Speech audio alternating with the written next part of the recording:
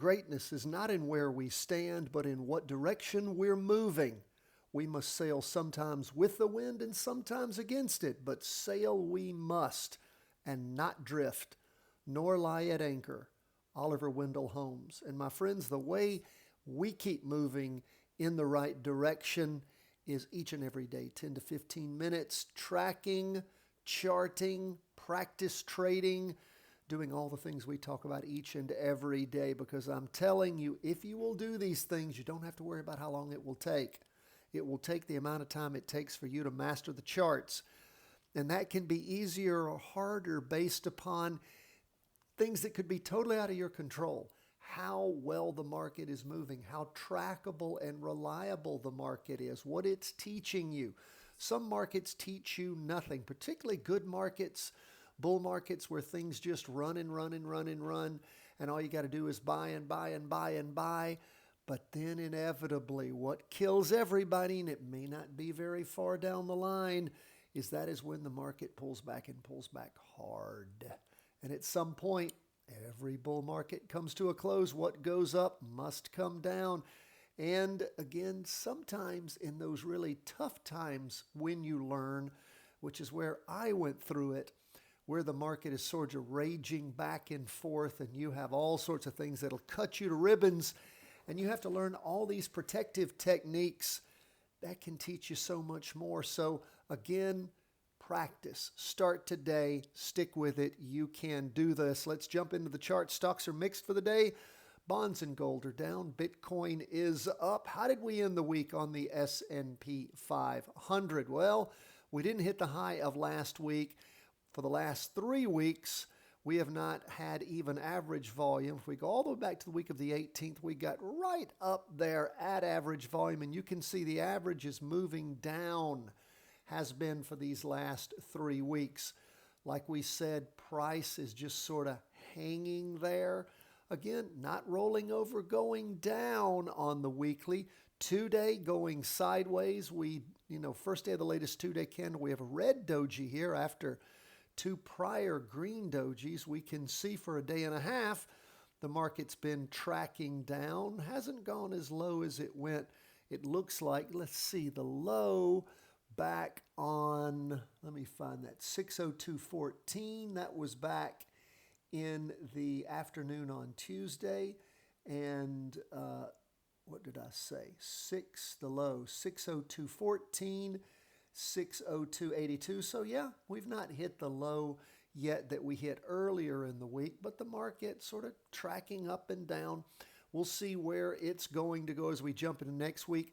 Nothing to take us out of the market necessarily, just sort of stalling, hanging there. So we will keep an eye on the S&P as we jump into the next week. What about the NASDAQ 100? Well, it was up for the day. I said stocks were mixed. The S&P really just about flat. It was down 0.02%, but the NASDAQ up nicely at 0.77%, so 0.75%. And of course, week reaching a higher high, unlike the S&P 500. And look at that right there at average volume. So beautiful. We see on the 2-day chart, it's building well above the weekly trend line, and on the half day, well above the weekly trend line. Things looking decent. So we're still long on the NASDAQ, the tech stocks. Now, bonds, again, I told you I wasn't interested in jumping into bonds. It didn't have volume on the interim bottom, nor the turnaround, nor was it a green spinning top. I said, I'm not in it. And you can see why. It went up for 2 weeks, and then this week, again, red spinning top with lots of volume may mean that's coming to an end. It means I don't know what's happening right now. I know that there's a lot of indecision and can't tell what's going on. And of course, when I can't tell what's going on, I'm not interested in it. You can see where the 2-day candles, this represents 3 days heading down, strongly down on the first day of the latest 3-day candle. And you can see on the half-day chart how we have had an acceleration in the down move. And look at all that average volume each day. At least, well, pretty much all of these days. You have a couple where it's a little bit below average volume, but a lot of volume in the down move. So again, Not super excited about what's going on with bonds now, waiting for things to settle out so we can see some type of signal. Now let's move from bonds to gold. What do we see going on there? Gold pulling back for the day pretty strongly, 1.21%. You can see it reflected on the 2-day candle. You can see for the last 2 days, that is Thursday and Friday, we've had gold really rolling over strongly. And again, gold had a strong down move after the interim peak back on the 28th, then a red spinning top, then a big down move. That red spinning top with higher than average volume was on the 4th. So that is a classic turnover sign. Then a nice down week that did help us capture one-time ATR. Then what happened? Started just sliding sideways. Did pop up earlier in the week. You can see on Monday, Tuesday, and Wednesday, and then rolled right back down, taking all of that just about back. So we'll continue to watch. We did have a lot of volume this week on the weekly chart, and also, of course, led to what? A rather long wick on this short candle. So what's going on? Don't know if gold is dying there. We'll continue to watch, wait, and see. We still have, again, this metric here. We have that, classic turnover sign with that downward pressure still there on gold. What about Bitcoin? Up for the day, 1.53%. And of course, you can see where Bitcoin on this half-day chart has been ranging up and down. We are not to the high of last week where it hit that really, really high on the 24-hour-a-day Bitcoin chart. What was it?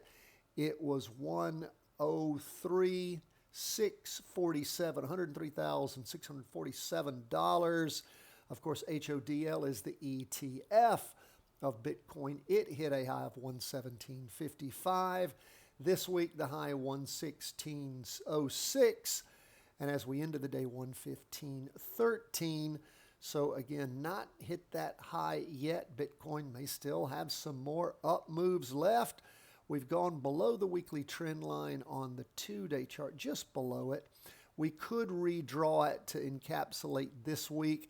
I'm not super excited about that because we didn't reach a higher high this week. So again, we'll keep it where it is for right now and see how the new week starts out, and just see if it's going to be building or deteriorating after that super high from last week. That is the week beginning the 2nd of December. I know we're at the end of this week, beginning the 9th of December. I don't want there to be any confusion. That high that we're talking about was during the week beginning the 2nd of December. So we'll see in this new coming week, starting the 16th of December, how Bitcoin does as we move forward. That's where we are, folks, as we end the day. Always love, as we end the week too, we always love to hear from you. CW@chartingwealth.com. You have any questions, problems, concerns, never hesitate to email us. God bless, my friends. All the best from Charting Wealth.